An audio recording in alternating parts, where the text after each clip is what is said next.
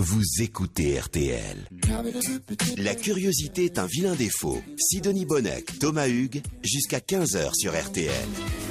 Bonjour à toutes, bonjour à tous, nous sommes ensemble jusqu'à 15h pour la dernière curiosité du week-end de la saison avant de se retrouver dès demain. Bah oui, quand même, on va pas vous lâcher la main comme ça.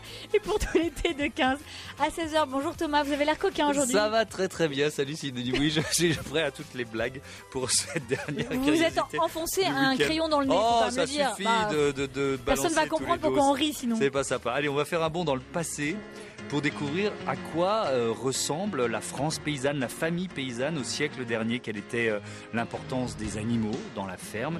Les paysans d'il y a 100, 150 ans, est-ce qu'ils seraient heureux aujourd'hui dans nos campagnes? On vous raconte ça dans la seconde partie de l'émission.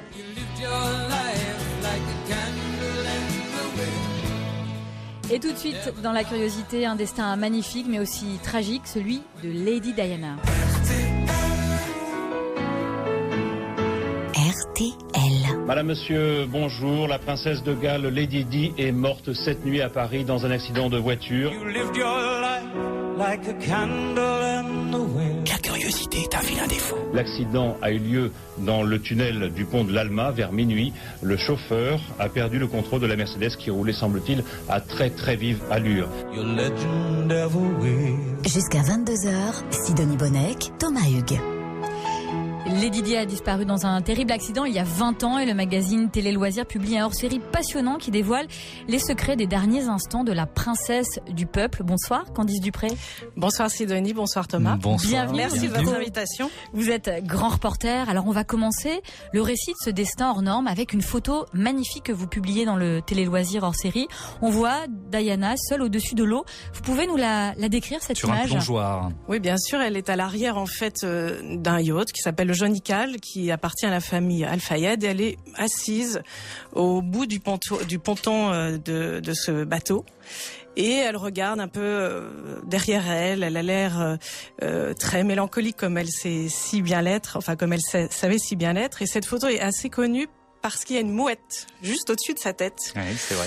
Et elle est devenue célèbre à cause ou grâce à cette mouette. Voilà, c'est une photo qui a été prise une dizaine de jours avant sa mort. Qui raconte la solitude de la princesse Diana. Qui dit beaucoup de choses, oui, effectivement, qui dit sa solitude parce qu'elle est seule sur ce ponton, qui raconte, le fait qu'elle n'ait pas ses enfants avec elle, on ne voit pas de personne autour d'elle sur cette photo, donc ça résume vraiment son personnage un peu solitaire. Qui dit aussi la fascination qu'elle suscitait sur le public et sur la presse et sur les paparazzis, parce que c'est une photo de paparazzi, c'est une photo volée. C'est une photo de paparazzi qui a été prise effectivement au large de Portofino. Et on imagine, même si la photo ne le montre pas, on imagine des hordes de bateaux, de petits canots autour qui essayent de prendre la meilleure photo possible. Et celle-ci reste dans l'histoire, mais plus pour la mouette que pour le personnage finalement assis au-dessus de l'eau. Donc on est en juillet 1997 et Diana est invitée par le milliardaire Mohamed Al-Fayed. Qui est-il ? Alors, c'est un personnage extrêmement riche, évidemment, qui n'est pas citoyen britannique, qui a toujours couru après la nationalité britannique, mais il est surtout connu parce qu'il est propriétaire du plus grand magasin londonien, Harrods. Et il végète un peu dans le monde du show business londonien et il désespère de pouvoir avoir une accointance dans la famille royale. Mais il a des vues sur Lady Di ou il a des vues sur la famille royale ? Il n'a pas des vues sur Lady Di parce qu'il est quand même beaucoup plus âgé qu'elle, mais il cherche à obtenir cette nationalité britannique. Donc il veut se rapprocher au maximum d'un membre de la famille royale et il devient très ami avec elle quelques années auparavant et il lui propose de venir passer l'été avec ses enfants sur ce yacht qu'il a acheté pour elle. C'est ce que dit la légende, mais c'est un homme extrêmement riche, il a une immense demeure dans le sud de la France et il veut un peu l'éblouir. Donc, il lui propose de venir passer cet été sur ce bateau. Mais il a conscience que seul, ça sera difficile, donc il convie ses enfants à être avec elle. Où en est-elle de sa vie amoureuse, Lady Diana, à ce moment-là ? Elle est dans une forme d'entre-deux. C'est compliqué, on mettra en statut Facebook. Voilà, on peut dire que c'est compliqué, exactement. Elle a divorcé depuis presque 1 an du prince Charles. Au début de juillet 97, elle n'est plus avec son grand amour. C'est un chirurgien cardiaque qui est pakistanais, qui s'appelle Asnad Khan.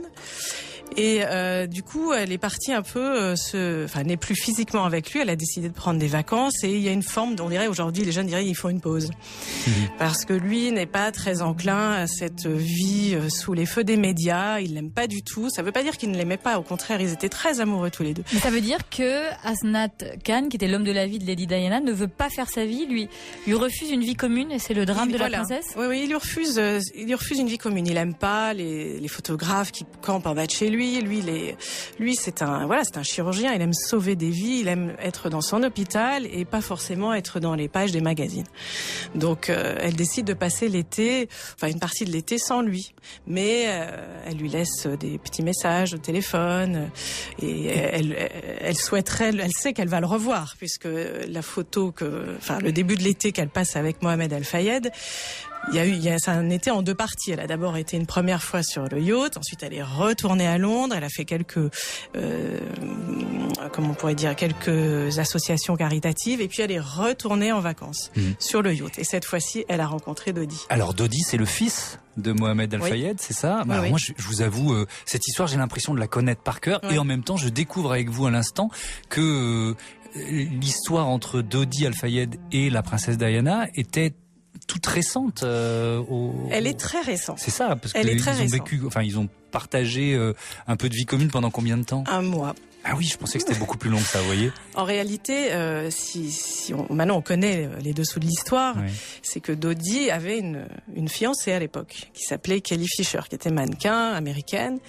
Et en fait, c'est son père qui lui dit écoute, voilà, la princesse revient sur mon yacht, elle n'est plus avec ses enfants, ce serait sympa, entre guillemets, que tu l'amuses un peu, que tu viennes, t'as son âge, ou quasi, ils ont 6 ans de différence, viens t'amuser. Mais c'est sauf que lui, il lui dit, mais moi j'ai ma fiancée, il lui dit, mais c'est pas grave, on la mettra sur un autre bateau, mais moi je veux que tu viennes l'amuser. Il y a du stratagème là derrière. C'est-à-dire qu'il n'a pas eu le choix en fait. Mais il tombe amoureux vraiment, Dodi. Oui, mais c'est un playboy, c'est un osseur, de Diana. Il la trouve très belle, c'est un objet de convoitise en plus, la princesse Diana. Donc ils se sont croisés à plusieurs reprises dans des soirées, mais voilà, ils se connaissaient sans se connaître. Et donc au final, là, ils se voient définitivement pour la première fois. Ils vont commencer à s'apprécier effectivement. Pourquoi Lady Di quitte-t-elle ce yacht en pleine Méditerranée pour Paris où la mort l'attend, le destin tragique est en marche? On vous raconte ces dernières heures dans La Curiosité. À tout de suite sur RTL. And it seems to me you lived your life like a candle in the wind. La curiosité est un vilain défaut. Sidonie Bonnec, Thomas Hugues. Lady Di, 20 ans déjà, c'est le thème de La Curiosité, le titre du hors-série du magazine Télé Loisirs. Lady Di qui est morte le 31 août 1997, c'est la grand reporter Candice Dupré qui nous raconte les dernières heures de la princesse de Galles. On vient de l'apprendre, vous nous l'avez rappelé en tout cas, ce dernier été de Diana se déroule dans les bras du milliardaire Dodi Al Fayed. Au cœur de la Méditerranée, c'est ça, hein, ce oui, yacht, ils ont fait plusieurs petits tours entre Saint-Tropez, la Sardaigne, Portofino. Ils sont un peu baladés, quoi. Bon, sympa comme Une vie de vacances. rêve. Oui, c'est sympa. Pourquoi le couple se rend-il à Paris? Alors, à la fin de l'été, donc. Uniquement pour business. En fait, c'est notre ami Dodi. Il avait quelques petites affaires à régler à Paris. Ce qui réjouissait pas vraiment Diana, qui se languissait de rentrer à Londres, qui voulait serrer ses fils dans ses bras. Mais bon, elle suit son compagnon. Il a quelques petites affaires à faire. Elle le suit. Il a un jet privé, ça va vite. Oui, puis un petit pied-à-terre. Il en a 2. Un hôtel sympa.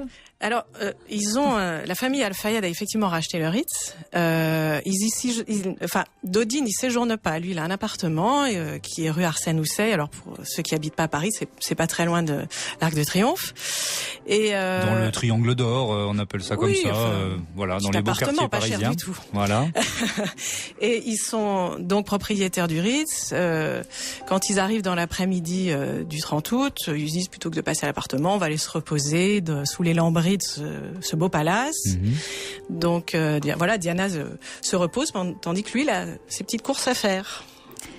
Des petites courses et le choix d'une bague aussi, vous publiez. Mais ça fait partie des petites courses. Une bague, vous pouvez nous la décrire? C'est une litote. C'est une litote. Il y a tellement de choses que j'ai du mal à la décrire. J'ai jamais vu une bague. Alors c'est comme c'est dit, c'est un solitaire taillé en rectangle, tout entouré de diamants. Ça fait partie d'une collection qui s'appelle Dis-moi oui du joaillier Repossi. Et rien que le nom de cette bague, finalement, a fait dire beaucoup de choses. On a spéculé en disant que c'était une bague de fiançailles. Enfin voilà, il s'est avéré que c'est un homme qui a quand même beaucoup de moyens et qu'il achète une bague à sa compagne, comme vous iriez acheter un joli gâteau à votre mari, donc ou à votre femme. Et un bouquet. Ou un bouquet, si vous voulez. Voilà. Moi, je suis plutôt gourmande, donc j'ai un gâteau. Moi aussi, mais bon. Donc, allez, on s'offre les deux, soyons dingues. Voilà. Un gâteau. Allez, tournée de religieuse pour tout le monde, les amis. Donc, il lui offre cette bague magnifique sans forcément faire une demande en mariage, c'est ça? Non, on n'a jamais eu la confirmation de ça. Non, on le saura jamais. On va dire que si on a parlé de mariage dans l'air, c'est que en fait, son père, Mohamed Al Fayed, lui a justement capitalisé sur cette bague en disant voilà, il allait la demander en mariage, c'est sûr, alors que voilà, il a un peu fantasmé la chose. Alors là, c'est la partie un petit peu romantique de ce début de soirée, mais Lady Diana craignait ce voyage à Paris, notamment en raison des paparazzis, et l'enfer commence, et Dodi aussi, l'enfer commence dès leur premier pas, leurs premiers instants, dans cet hôtel de luxe. Oui, ça a commencé même tôt dans l'après-midi, dès qu'ils ont atterri au Bourget, à 15h, ils sont cernés par des photographes qui les suivent jusqu'au Ritz. Et quand ils arrivent au Ritz, les photographes campent déjà en bas. Ils ont fait un petit passage dans l'appartement privé de Dodi pour se changer, se reposer, voilà. Et ils devaient partir dîner dans le Marais, dans un restaurant qui s'appelle Benoît, qui était un des préférés de Dodi. Et au dernier moment, Dodi est très excédé de toute cette horde de paparazzi qui est autour d'eux. Et il dit non, on va aller faire au plus simple, on va aller au Ritz, comme ça on sera pas cernés. Et c'est pour ça qu'ils se retrouvent au Ritz, au restaurant L'Espadon. Mais là aussi, il y a la curiosité des gens qui sont tout contents d'avoir la princesse au sein du restaurant. Donc ça les énerve et ils décident d'aller manger dans une suite, la suite impériale, où ils sont là, tranquilles, tous les deux, avec les gardes du corps, et peuvent profiter l'un de l'autre. Donc ça, c'est leur dernier dîner. C'est le dernier dîner. Dans une suite du Ritz, ouais. Avec les paparazzis qui sont en bas, qui font le pied de grue en bas. On imagine la scène, et on imagine aussi les stratagèmes qui doivent naître dans leur cerveau pour essayer de semer ces paparazzis. Est-ce que c'est à ce moment-là qu'ils y réfléchissent? Oui. Mais la princesse Diana, elle se laissait faire. Donc elle voit que son compagnon est très affairé, ça l'embête, et c'est lui en fait qui décide de monter un leurre. Ils auraient pu prendre la voiture et se rendre directement. Ils auraient été, cernés par les photographes. Mais lui, il était vraiment, vraiment excédé par tous ces photographes. Donc c'est lui qui dit, on va monter un petit stratagème, on va faire une voiture à l'avant de l'hôtel qui va faire mine de partir. Et puis nous, on va passer à l'arrière et on va partir par l'arrière. Alors ils sortent par l'arrière et là c'est très important. Ils ne sont pas seuls dans cette voiture. Qui trouve-t-on au volant de cette berline d'une très grande marque? Alors au volant de la voiture, il y a Henri Paul qui est, on va dire, le chef de sécurité du Ritz et qui est surtout un homme de confiance de Dodi. Dodi, il aime beaucoup. Il sait qu'il va répondre à ses ordres. Donc il l'appelle tout de suite. Il lui dit venez, on va faire ce petit stratagème. Donc Henri Paul arrive. Dans la voiture, il y a aussi Trevor Rhys-Jones qui est en fait un parachutiste de l'armée britannique, mais qui est surtout le garde du corps de Dodi. Alors il y a juste 5 minutes de trajet à faire entre l'hôtel de luxe et puis la prochaine destination ils auraient du couple d'amants. Ils auraient dû remonter les Champs-Élysées. Qu'est-ce qui se passe sous le pont de l'Alma? Et en fait, dès leur sortie par l'arrière du Ritz, ils sont tout de suite pris en chasse par des paparazzis. Et Henri Paul choisit de les semer. Donc il va appuyer sur le champignon, comme on dit joliment. Et les paparazzis peuvent être devant, derrière. Enfin, il leur mène un peu la vie dure sur quelques mètres. Et finalement, à l'arrivée du pont de l'Alma, les paparazzis sont derrière. Mais Henri Paul a décidé, certainement poussé par son patron, d'aller toujours plus vite pour les semer le plus possible.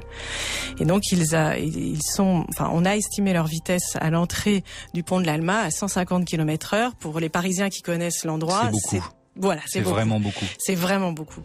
Et alors qu'ils amorcent l'entrée au pont de l'Alma, il y a une petite Fiat Uno qui est là et qui les empêche de passer. Donc on en a beaucoup parlé de cette Fiat Uno qui n'était absolument pas en cause dans l'accident.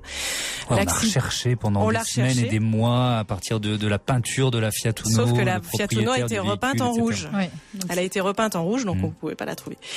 Et au final, c'est, on va dire, une vitesse excessive couplée à un Henri Paul dont on s'est aperçu après qu'il avait bu un peu plus que de raison puisqu'il avait 1,55 g d'alcool dans le sang. Plus des antidépresseurs. Plus des médicaments. Donc il n'était peut-être pas tout à fait maître du véhicule.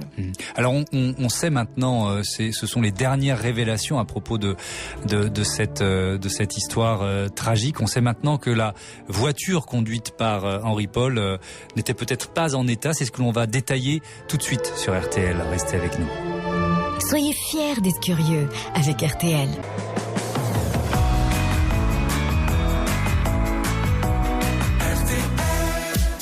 La curiosité est un vilain défaut.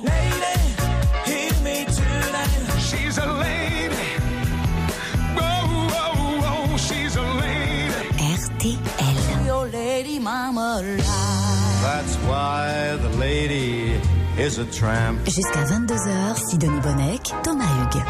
Le destin d'une lady, d'une femme aimée, adulée, qui arborait toujours un sourire mélancolique. Lady Diana a disparu il y a 20 ans, c'était un 31 août 1997 et le magazine Télé Loisirs publie un hors-série pour raconter ce destin fracassé. Nous sommes avec la grande reporter Candice Dupré. On disait que cette voiture dans laquelle elle est morte, écrasée, c'est une voiture qui n'aurait jamais dû rouler. Elle venait d'où, cette grosse voiture, cette berline de luxe ? Voilà, elle a une histoire. C'est mon confrère Jean-Michel Caradec qui a raconté ça très bien dans un livre récemment. En fait, cette voiture a appartenu dans un premier temps à un publicitaire, voilà, qui s'était fait un petit peu plaisir. Il s'est acheté une belle berline et il se l'est fait voler, cette voiture. Et quelque temps après, il apprend que cette voiture volée a fait une embardée pas très loin de Roissy, s'est retrouvé dans un champ complètement embourbé. Bon, lui va sur les lieux et il se dit voilà, elle peut plus rouler, c'est pas possible. Donc avec son assureur, ils se disent que voilà, faut la classer au rang d'épave. Il a d'ailleurs eu le certificat de l'épaviste, comme quoi elle allait partir pour être compressée. Mais on ne sait pas par quel truchement, elle se retrouve toute réparée et sur le circuit des voitures d'occasion. Et du coup, elle s'est retrouvée dans le parc automobile de l'hôtel Ritz. Et cette voiture, beaucoup de chauffeurs du Ritz ont dit qu'elle a manqué de tenue de route. Elle tenait pas la vitesse. Voilà, quand il y avait une vitesse excessive, elle partait un peu par l'arrière. Donc voilà, ils aimaient pas trop la prendre. Mais manque de chance, c'est que ce fameux soir, enfin cette nuit du 30 au 31 août, il restait plus que cette voiture dans le garage. Donc il y a quelque part un destin qui était écrit en fait. Et du coup, Henri Paul prend la voiture qui reste et cette voiture très lourde n'a pas résisté à une vitesse excessive, comme on disait tout à l'heure, à 150 km/h. Alors c'est fascinant parce que depuis tout à l'heure, je vous écoute et on fait presque la liste de tout ce qui aurait pu permettre d'éviter cet accident, oui. C'est-à-dire aller dîner dans le restaurant prévu dans le Marais, remonter par les Champs-Élysées comme prévu, ou tout simplement décider de rouler tranquillement, même en étant mitraillé par les paparazzi. Et donc, autre funeste hasard, l'état de cette voiture, parce qu'ils auraient une voiture en bon état, elle aurait peut-être pas fait cette embardée sous le pont de l'Alma. Reste une question qui a été posée tout de suite, qui était la première accusation dont on se souvient en cette fin du mois d'août 97. Les paparazzi ont-ils ébloui le conducteur de leur flash? Alors, l'enquête a établi qu'il n'était absolument pas en cause au moment du choc. Ils ont peut-être un peu joué auparavant, donc ça a peut-être énervé massivement Henri Paul, mais au moment du choc, ils n'étaient pas là. Ils étaient un petit peu derrière. Donc ils n'ont pas pu éblouir le conducteur. Non, la photo qui est connue et qu'on a mis dans le magazine, où on voit effectivement une photo prise de devant, où on voit Henri Paul qui est un peu hilar parce qu'il a l'air de dire je vais vous semer. On voit la princesse Diana qui est tournée, mais elle est plus tournée pour pas qu'on la prenne en photo en fait, pour éviter les flashs. Et son garde du corps qui est aussi qui essaye de se cacher, qui montre d'une main l'air de dire j'en ai assez. En fait, c'était juste au moment où ils partent du Ritz. Et en fait, ce que les gens ont beaucoup retenu, c'est que quand il y a eu ce choc, effectivement, nos amis journalistes photographes, ont mitraillé l'accident, pensant tenir un scoop, ce qui n'était pas très malin, on peut le dire aujourd'hui. Oh oui, on peut même dire d'autres mots que voilà, mais bon, on va dire malin, et pas malin. Et en fait, voilà, on a retenu qu'ils étaient sur la scène de l'accident et qui, plutôt que d'aider la princesse qui était mal en point et puis ses compères, eh ben ils ont préféré faire des photos qui ne sont jamais parues d'ailleurs. Donc voilà, on peut dire aujourd'hui, la justice l'a dit, ils ne sont pas en cause responsables de l'accident. Il y a eu beaucoup de thèses de complot aussi autour de la mort de Lady Diana et Dodi, son amant, son amoureux. Le MI6, les services secrets britanniques, auraient voulu par exemple se débarrasser de la princesse de Galles. Alors ça, c'est des gros fantasmes qui ont plutôt été relayés par Mohamed Al-Fayed, qui était évidemment très triste d'avoir perdu son fils. Et c'est lui qui a souvent étayé la chose en disant « Je suis sûr que c'est la monarchie qui voulait pas de mon fils dans la famille. » Vous pensez à un musulman qui rentre dans une famille royale, c'était terrible. Et puis il a dit voilà que c'était combiné avec les services secrets anglais. Enfin voilà, il a quand même beaucoup fantasmé cette histoire de complot et aujourd'hui on peut clairement dire que ça n'était pas un. Lady Di, 20 ans déjà, c'est la thématique de votre hors-série du magazine Télé Loisirs. Il est en kiosque. Merci beaucoup Candice Dupré, à bientôt micro de la curiosité. Merci beaucoup, Candice, bonne soirée à vous. À suivre dans la curiosité, on vérifie si l'amour était déjà dans le pré au siècle dernier. La curiosité est un vilain défaut. Thomas Hugues, Sidonie Bonnec, jusqu'à 15h sur RTL.